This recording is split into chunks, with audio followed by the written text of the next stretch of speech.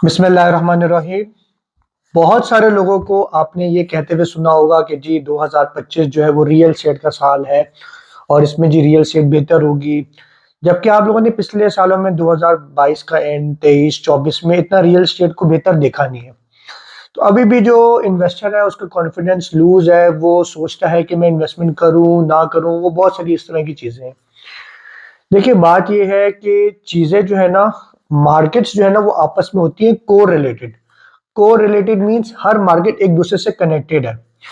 एक मार्केट में अगर पैसा है और वहां से निकल रहा है, इट मीन्स पैसा निकल के किसी और मार्केट में जाना है। अब अगर मैं पाकिस्तान की बात करूं तो इसमें अगर हम देखें तो इंटरेस्ट रेट 22-23% से 12-13% पे आ गया। इंटरेस्ट रेट कम होने की वजह से जो बैंकों में 33 अरब रुपए पड़ा हुआ है वो निकल रहा है और वो निकल के कहीं ना कहीं लगना है। अब जब बैंक अच्छा प्रॉफिट नहीं दे रहे तो डेफिनेटली हर बंदा सोचेगा मैं कहाँ पैसा लगाऊं। रियल स्टेट जो है वो आपको अंडर वैल्यू मिलती है। लेकिन नेक्स्ट आने वाले 2025, 26 एंड 27, ये वो साल है जिन सालों में अगर आपने इन्वेस्टमेंट कर ली तो आपका बेहतर है। अगर नहीं करेंगे तो आप फिर बाद में बैठ के दुख मनाते रह जाएंगे। ये मेरी वीडियो आज आप सेव कर लें और 2026-27 में आप आके देखिएगा कि आज जो आप चीज लेंगे सॉलिड चीज आपकी कहाँ जाएगी और जो आपकी इंस्टॉलमेंट वाली चीज है वो कहाँ जाएंगी। लेकिन उसके लिए जरूरी है कि आपका कंसल्टेंट और आपका डेवलपर सही हो। अगर तो आपका डेवलपर सही है तो फिर तो कोई मसला नहीं है। या अगर आप कोई सॉलिड चीज लेते हैं, कोई मतलब रेडी टू मूव अपार्टमेंट लेते हैं, कोई आप प्लॉट लेते हैं, कोई घर लेते हैं, तो आगे आने वाले 2-2.5 साल में आप उसकी वैल्यू देखें। आपके पास जो चीजें हैं अब अगर वो अभी अंडर वैल्यू गई हैं तो कोई मसला घबराने की बात नहीं है। आप उनको होल्ड करके रखें और आपने उन चीजों को 2-2.5-3 साल बाद बेचना है। कोई फाइल वगैरह आज आप खरीदते हैं तो 5 साल में आपकी वो जो फाइल है वो प्लॉट भी बन जाएगी और जो है वो आपको पोजेशन प्लॉट भी मिल जाएगा और आपके पैसे जमा होते होते जो आपने 20 लाख की चीज ली होगी वो 30 से 35 लाख रुपए की हो जाएगी। क्यों? क्योंकि रियल स्टेट बेहतर हो गया तो ओवरऑल हालात बेहतर हो जाएंगे।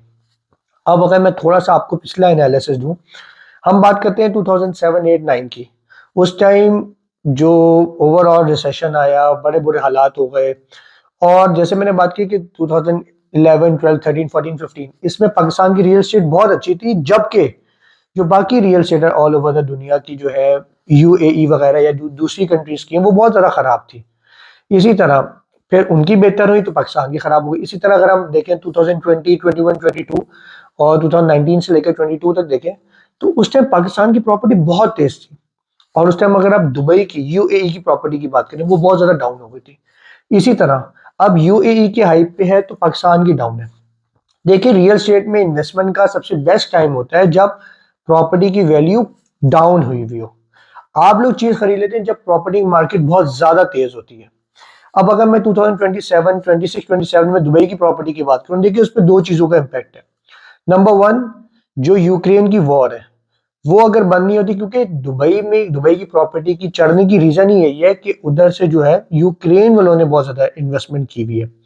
तो अगर वो तो वॉर रुक जाती है तो वो इन्वेस्टमेंट वापस खींच लेंगे तो दुबई की प्रॉपर्टी बैठेगी। दूसरी वजह, अगर वो पैसा नहीं भी खींचते तो 27-28 में दुबई की प्रॉपर्टी बैठने की रीजन ये है कि उस टाइम डिलीवरीज बहुत सारी हैं। बहुत सारे प्रोजेक्ट्स हैं जो कि 2020, 21, 22 से स्टार्ट हुए हैं और उन्होंने 27-28 में डिलीवरी देनी है। जब इतनी ज्यादा डिलीवरीज होंगी तो डेफिनेटली डिमांड एंड सप्लाई का रूल लग जाएगा। सप्लाई बहुत ज्यादा होगी, डिमांड होगी नहीं, तो प्रॉपर्टी तब गिरेगी। तो तब हर कोई बंदा बेचने आ जाएगा। जब हर कोई बेचेगा तो प्रॉपर्टी गिरेगी और वो वहां बेच के नई जगह पे इन्वेस्टमेंट करेंगे। तो बेहतर ये है कि उस टाइम आप लोग वेट करें। हर चीज की प्राइसेस बढ़ रही है, कॉस्ट ऑफ कंस्ट्रक्शन बहुत ज्यादा बढ़ रही है। अगर मैं पहले बात करूं तो कॉस्ट ऑफ कंस्ट्रक्शन बहुत ज्यादा कम थी 2017, 18, 19 में। उसके बाद अब इतनी ज्यादा बढ़ गई है, मतलब आप समझिए कि जो चीज आपकी 50 लाख में बनती थी वो आपकी 90 से 95 लाख में अब बन रही है। तो सोचिए, जो 1 करोड़ में चीज बनती थी वो तो 1.5 पौने 2 करोड़ रुपए की बन रही है। अभी भी अगर आप लोग नई स्टेप लेते, आप नहीं सोचते, तो आप लोग पीछे रह जाएंगे। बहुत सारे लोग हैं जो कि ओवरसीज हैं, जो कि बाहर बैठे हुए हैं, इनके पास पैसा है, ये जिनकी इनकम है अच्छी, लेकिन वो उसको यूटिलाइज नहीं कर रहे। वो अभी भी सोचते हैं हम पाकिस्तान में इन्वेस्टमेंट करें ना करें। देखिए, ये सबसे बेस्ट टाइम है इन्वेस्टमेंट का। अभी आपको जो चीज है वो 10 to 15% कम में मिलती है। तो अब 10 to 15% कम वाली चीज अगर आप अभी लेंगे और 2, 2.5, 3 साल बाद वो वैल्यू से भी प्रॉफिट में चली जाएगी, तो आपको कितना अच्छा एक अच्छा मार्जिन आप लोगों को मिल जाएगा। तो मेरी एडवाइस यही है, अभी आप लोग शायद समझ रहे होंगे कि मैं जी अपनी चीज बेचने के चक्कर में हूँ। अभी भी आप ना लें, वीडियो सेव कर लें, 2 साल बाद 2.5 साल बाद आप मेरी वीडियो देख के आपको आइडिया हो जाएगा कि मैंने क्या एडवाइस दी थी और क्यों दी थी। आप पिछला पूरा एनालिसिस जो मैंने भी आपको बताया आप वो निकाल के रखें, वो देखें, तो आपको आइडिया हो जाएगा कि आगे कितनी रियल एस्टेट में ऊपर जाना है। तो this is the best time to invest in Pakistan, and for the further information contact only my own. Thank you.